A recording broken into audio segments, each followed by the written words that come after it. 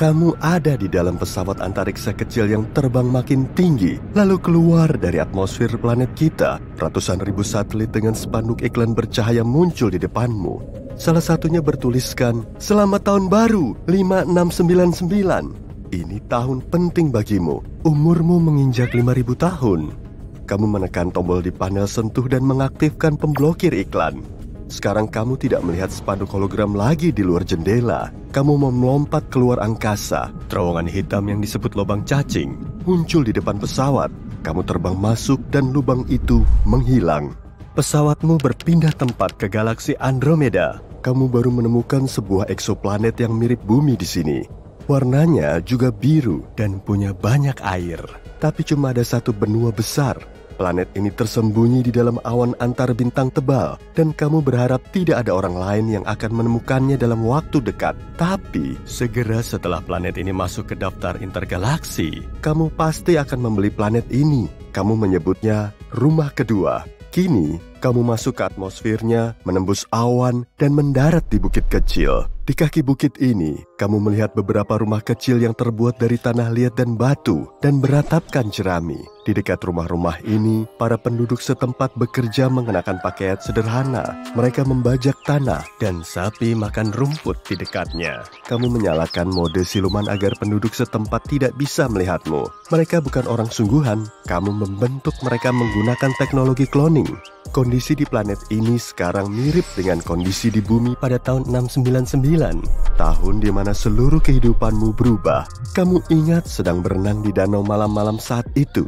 Sambil melihat bintang-bintang, satu bintang bergerak dari tempatnya dan mendekatimu. Benda besar, berat, dan bercahaya jatuh ke dalam air. Kamu kehilangan kesadaran dan bangun di pantai pagi harinya. 1000 tahun kemudian, kamu baru tahu itu adalah meteorit. Sehari setelah bintang itu jatuh, kamu sadar bahwa luka apapun di tubuhmu menghilang seketika. Setelah beberapa dekade, kamu sadar dirimu menua lebih lambat dibanding warga lain di desamu. Selang 50 tahun lagi, kamu kini paham bahwa dirimu tidak menua sama sekali. Kesatria, Viking, abad pertengahan yang gelap, para genius era Renaissance. Kamu melihat semuanya dengan mata kepala sendiri. Kamu menjadi seorang kaisar kerajaan besar, lalu bosan dan memutuskan untuk tinggal di daerah kumuh demi merasakan semua aspek kehidupan. Kamu pikir keajaiban memberimu keabadian, tapi kemudian kamu sadar bahwa kekuatan sihir atau magis apapun pada dasarnya adalah sains. Kamu berkomunikasi dengan para pemikir terhebat di bumi, berteman dengan orang-orang yang sangat cerdas, juga yang jahat, demi memahami sifat manusia. Pada abad ke-15, kamu sudah memperoleh semua pengetahuan dan membaca semua buku yang ada kala itu. Lalu, kamu mulai menjelajahi dunia seorang diri. Kamu menemukan proses fotosintesis tanaman, memahami hukum dasar fisika, melakukan eksperimen kimia yang luar biasa, dan mengetahui bahwa kamu hidup di sebuah planet kecil di alam semesta luas yang tak terbatas.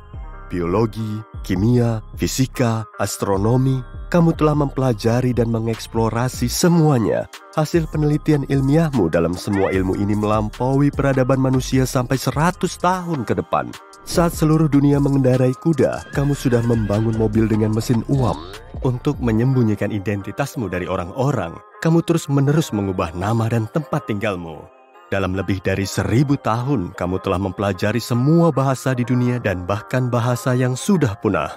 Kamu mengkaji semua tipe kepribadian yang dikenal dalam psikologi. Kecerdasan sosial dan emosionalmu begitu berkembang, hingga kamu bisa melukis potret wajah seseorang setelah 1 menit bicara dengannya. Kamu menatap mata mereka dan memahami apa yang mereka inginkan, ketakutan mereka, atau apa yang membuat mereka malu. Kamu menghabiskan beberapa tahun dalam meditasi berkelanjutan untuk menenangkan pikiran dan memperoleh kebijaksanaan. Kamu menjalani kehidupan seorang pertapa dan menyaksikan peradaban perlahan berkembang.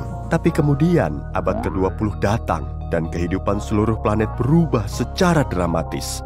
Revolusi industri, mobil dan kereta, bioskop, radio dan televisi pertama muncul. Dalam 100 tahun belakangan, orang-orang berubah lebih cepat dibanding 15 tahun sebelumnya. Kini, kamu kesulitan mengikuti perkembangan dunia. Penemuan baru muncul setiap hari dan setiap jam. Pengetahuan dan pengalaman tahun-tahun sebelumnya membantumu menjadi salah satu orang paling berpengaruh di bumi. Para pemimpin dunia mendengarkan pendapatmu.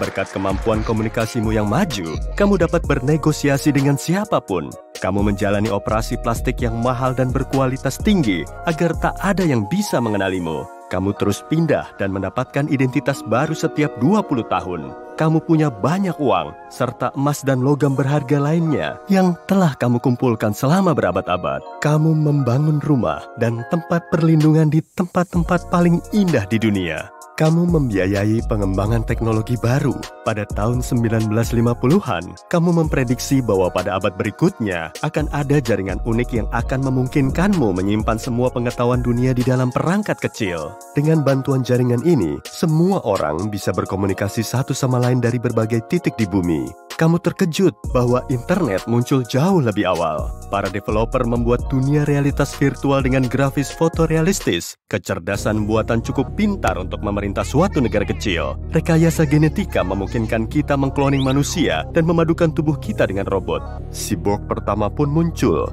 Dengan setiap abad yang berlalu, ruang di planet ini kian berkurang. Kamu bosan berinteraksi dengan warga bumi dan mengonsumsi teknologi baru. Jadi kamu menghabiskan lebih banyak waktu di rumahmu di puncak Gunung Everest. Peradaban telah mengambil alih Mars dan bulan. Segera tempat-tempat ini juga takkan muat untuk manusia. Pada milenium keempat, para ilmuwan membuat mesin kuantum untuk melakukan perjalanan ke luar angkasa. Kamu berada di antara orang-orang pertama yang mencoba teknologi ini dan melompat ke kelompok planet lain yang mengitari bintang, mirip dengan tata surya kita. Pesawatmu rusak dan kamu tidak bisa kembali. Kamu pun harus hidup sendirian di planet baru. Tubuhmu beradaptasi dengan kondisi yang ada. Jadi, kamu tidak perlu cadangan oksigen. Kemudian kamu belajar bernapas tanpa oksigen sama sekali. Sel-sel tubuhmu menerima apa yang dibutuhkannya untuk berfungsi normal dari gas-gas di sekitar. Kulitmu makin kasar karena atmosfer planet yang berdebu. Lalu dengan meningkatnya gravitasi, kamu mengembangkan kekuatan luar biasa. Di bumi, kamu pasti menjadi manusia super dengan tubuh seperti ini. Kamu berhasil mengirim sinyal keluar angkasa dan berharap warga bumi akan mendengarnya. Kamu telah hidup sendirian selama lebih dari 500 tahun tanpa buku, internet, atau komunikasi apapun.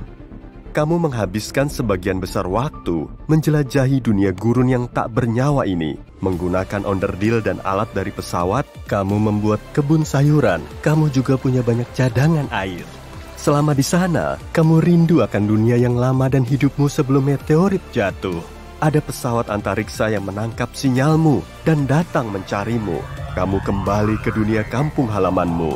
Perjalanan antar sistem surya kini begitu mudah, seperti perjalanan kereta atau bus. Kamu pun memutuskan untuk mencari planet yang sangat mirip dengan bumi untuk menciptakan kembali kehidupan manusia di sana.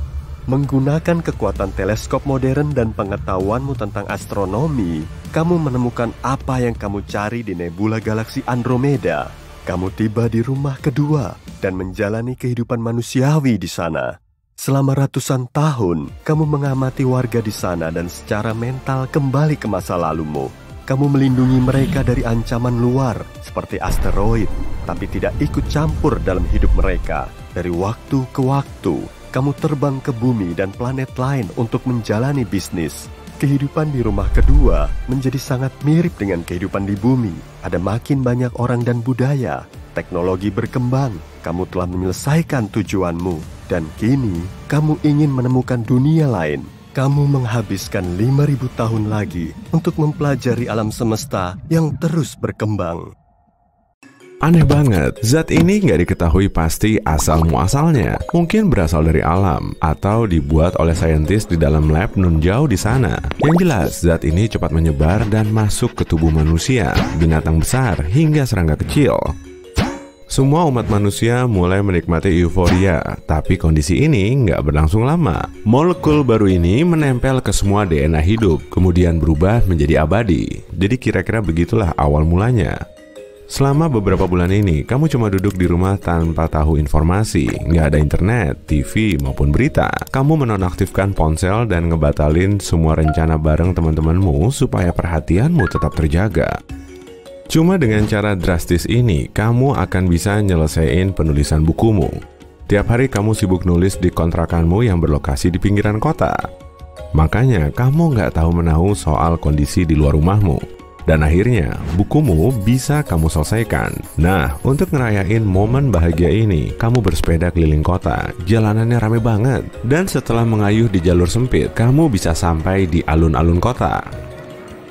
Kerumunan di sini lumayan banyak, dan kamu nggak sengaja nabrak seorang cowok. Kamu langsung minta maaf. Tapi anehnya, cowok itu malah kelihatan seneng banget. Dia bilang dia nggak apa-apa. Kerumunan ini ternyata menyerukan slogan positif, dan moodmu jadi ikut membaik. Kemudian, kamu mengambil sepedamu yang jatuh sambil mulai mikir. Tubuhmu emang kelihatan nggak apa-apa sih, tapi agak terasa sakit karena baru jatuh. Ke rumah sakit aja deh, buat jaga-jaga, gumammu sambil ninggalin alun-alun. Kamu baru pertama kali ngeliat rumah sakit selengang ini, dan setelah beberapa saat, kamu berjalan menuju meja resepsionis untuk minta ketemu dokter, perawat, atau orang lain yang ada di situ. Wajah si resepsionis seakan-akan bilang, dia mau ngapain sih? Kemudian kamu nyeritain keadaanmu setelah jatuh dari sepeda. Kamu beberapa minggu ini kemana aja sih? Tanya si resepsionis. Lalu kamu mulai ngerasain kalau tubuhmu udah gak sakit lagi. Aneh banget. Kok bisa gini ya? Kamu mulai celingukan dan baru tahu kalau di situ cuma ada kamu dan resepsionis aneh itu. Orang lain pada kemana sih? Kamu melangkahkan kaki ke jalan, kemudian ngeluarin ponsel untuk ngecek berita terkini. Molekul khusus telah menyebar ke seluruh dunia dan bikin kita hidup abadi. Jantung manusia bisa berdetak selamanya. Tiap kerusakannya bisa langsung sembuh dalam hitungan menit. Penyakit sudah nggak ada lagi dan semua manusia bisa sehat. Bahkan kondisi kita tiba-tiba jadi bugar. Para saintis masih berusaha nyari tahu jenis molekul ini. Tapi di saat yang bersamaan, penduduk di seluruh dunia ikut bersorak gembira. Kehidupan abadi telah dimulai. 1 tahun telah berlalu. Rumah sakit di seluruh dunia nggak beroperasi lagi, dan para dokter kehilangan pasien. Dokter hewan juga tutup, karena hewan mulai bisa hidup abadi. Perusahaan asuransi kesehatan jadi gulung tikar. Begitupun dengan perusahaan asuransi jiwa. Dan sepanjang sejarah, baru kali ini manusia bisa ngerasa tenteram kayak gini. Setahun kemudian, ekonomi makin gak terkontrol. Kondisi di semua bidang sama aja. Para sopir taksi, penambang batu bara, psikolog, musisi, influencer, hingga petugas kasir di supermarket harus menghadapi persaingan yang gila-gilaan. Populasi manusia semakin banyak, jadi selalu ada ribuan orang yang mengikuti setiap wawancara. Makin banyak manusianya, makin banyak juga jumlah mulutnya. Jadi, harga sandang dan pangan juga makin mahal. 5 tahun kemudian, kamu nggak bisa lagi pergi ke kota sambil menikmati jalanan kosong. Di situ pasti ada kerumunan orang. Banyak rumah baru telah dibangun. Harga real estate, internet, listrik, dan semua jenis layanan terus meroket. Dan parahnya lagi, uang semakin sulit didapat. Banyak orang juga kehilangan pekerjaan mereka. Para ilmuwan kemudian berusaha ngasih peringatan. Dalam 50 tahun, bumi kita akan sangat penuh sesak. Tapi ternyata masalah utamanya bukan itu. Serangga mulai mampu hidup abadi. Jumlah belalang, kumbang, nyamuk, laba-laba, dan lalat mencapai triliunan. Ladang pangan jadi gersang akibat diserang hama. Lebah, kelelawar, dan laba-laba biasanya ngebantu manusia dengan makan serangga. Tapi kini seluruh sistemnya sudah rusak. Semua serangga di dunia ini jadi lebih agresif, kemudian mulai menyerang area perkotaan dan pedesaan. Herbivora bisa berkeliaran di mana-mana karena predator malas memangsa mereka. Singa tinggal duduk manis sampai mangsanya nempel sendiri di pangkuannya. Jadi, singa, harimau, macan tutul, serigala, dan hiena semakin gemuk dan mageran. Hewan liar banyak terlihat di jalanan kota. Kemudian muncul pekerjaan baru yang nyediain jasa pengendali dan penangkap satwa liar. Tapi pekerjaan ini sulit dilakukan karena mereka harus ngejar-ngejar hiena di tempat parkir. Selain itu, semua organisme lain mulai bisa hidup tanpa makanan. Tapi semua manusia masih ngerasa lapar. Dan kalau kamu nggak makan, tubuhmu akan terasa lemas. Bahkan sejumlah vlogger nyoba nyari tahu durasi terlama mereka bisa bertahan tanpa makanan. Ternyata tubuhmu bisa hidup selamanya tanpa nutrisi. Tapi sekitar 1 bulan kemudian, kamu akan masuk ke mode tidur super nyenyak. Otakmu seperti membawamu ke mode tidur. Angka pengangguran akhirnya bisa dikendalikan. Jutaan pekerjaan konstruksi baru juga tersedia. Memangnya ada proyek besar apa sih? Manusia mulai membangun kota di lautan dan nyiptain kota terapung yang ditopang oleh sejuta benda mirip helikopter. Dan setelah semua manusia mendapat tempat tinggal, ternyata ada aja masalahnya. Sumber daya alam sangat cepat habis. 50 tahun kemudian, bumi kita ditinggali lebih dari 50 miliar orang. Semua hutan hampir menghilang dan sumber air tawar mulai mengering. Banyak orang mulai stop menangkap satwa liar dan terbiasa hidup berdampingan dengan mereka. Kamu juga bisa ngelihat monyet, landak, dan biawak di rumahmu dalam waktu yang bersamaan. Kelihatannya mereka tahu kalau manusia atau hewan lain nggak perlu ditakuti. Lagian manusia dan banyak hewan berkeliaran di mana-mana. Mau gimana lagi kan? Penyebaran serangga juga akhirnya bisa dihentikan. Ahli kimia dan biologi bekerja sama untuk nemu suatu zat yang bisa bikin hama ini tertidur pulas selamanya. Dan zat ini telah disemprotkan ke setiap tanaman. Para saintis juga menghasilkan makanan buatan dengan unsur kimia sederhana. Meski begitu, jumlah makanan masih belum cukup. Bahkan dengan adanya kota laut dan kota terapung, lahan kosong sangat cepat habis. Kemudian muncullah larangan pembuatan kota laut.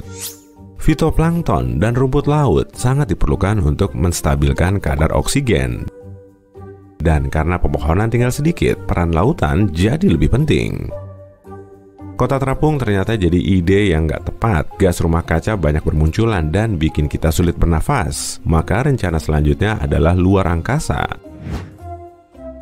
Stasiun Luar Angkasa Internasional bukan lagi satu-satunya objek besar di orbit bumi. Orang kaya membangun rumah pengorbit dengan menyimulasikan kondisi di bumi. Rumah luar angkasa yang besar plus mewah ini sangat mahal dan menghabiskan banyak sumber daya alam. 75 tahun kemudian, Mars dan bulan telah dihuni. Tapi manusia nggak menetap di situ, jadi bisa dibilang kita cuma numpang tidur. Untuk mengurangi beban di bumi, manusia akhirnya hidup di luar planet secara bergiliran. Sepertiga populasi menetap di bumi, sedangkan sisanya masuk ke mode tidur kriogenik selama 5 tahun. Kemudian, kapsul kriogenik ini dikirim ke Mars dan bulan. Dan saat terbangun, mereka sudah kembali ke bumi lalu bertukar tempat dengan orang lain. Setiap tahun, jumlah orang di ruang krio makin bertambah. Maka selanjutnya, kita perlu mengirimkan armada pesawat antariksa tak berawak untuk mencari planet atau satelit laik huni di suatu tempat. Tapi untuk merealisasikan ide ini, kita perlu menggunakan lebih banyak sumber daya alam seperti emas, tembaga, perak, air, kayu, minyak, mineral, dan logam. Manusia mulai menjelajahi Mars dan bulan. Kita terus berusaha nyari bahan yang berguna untuk bikin pesawat luar angkasa dalam versi yang lebih bagus. Sebagian penduduk bumi telah ngerayain ulang tahun mereka yang ke-150. Di umur segitu, mereka jadi sangat cerdas dan bijak. Mereka paham kalau pertumbuhan populasi yang nggak terkendali ini harus segera dihentikan. Minimal untuk sementara waktu. Dan dalam 60 tahun ke depan nggak akan ada bayi yang lahir. Ahli astrofisika masih nyari planet di luar angkasa yang cocok ditinggali. Dan mereka masih nyari cara untuk sampai ke lokasi. 1000 tahun kemudian, manusia sudah menghuni banyak planet baru yang serupa dengan bumi. Dan planet asal kita sudah hancur. Di situ sudah nggak ada manusia. Dan semakin jauh dari bumi, makin banyak orang yang terlahir kebal dari molekul abadi. Setelah sekian lama, manusia bisa menjalani siklus hidup yang normal lagi. Tapi bedanya bukan di bumi.